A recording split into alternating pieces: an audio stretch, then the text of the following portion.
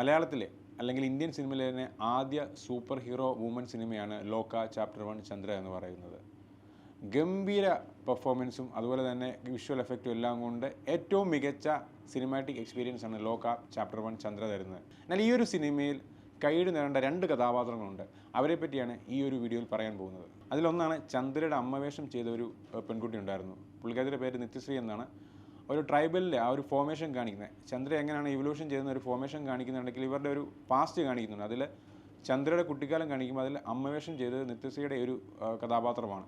രണ്ടാമത്തെ കഥാപാത്രം എന്ന് പറയുന്നത് അതാണ് ഏറ്റവും കൂടുതൽ കൈയ്യടി നേടേണ്ട കഥാപാത്രം എന്ന് പറയുന്നത്. അതായത് ചന്ദ്രയുടെ കുട്ടിക്കാലം ചെയ്ത ആ കൊച്ചുകുട്ടിയുണ്ട്. കൊച്ചുകുട്ടിയുടെ പേര് ഞാനിങ്ങനെ നോക്കിയപ്പോൾ കിട്ടിയത് ക്ഷേത്ര സമീക്ഷ എന്ന് പറഞ്ഞ പെൺകുട്ടിയാണ്.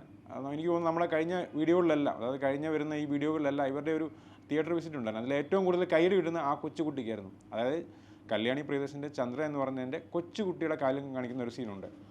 അതിലൊരു പെർഫോമൻസ് ഉണ്ട് ഈ കുട്ടിയുടെ, ഒരു രക്ഷയില്ലാത്തൊരു പെർഫോമൻസ്.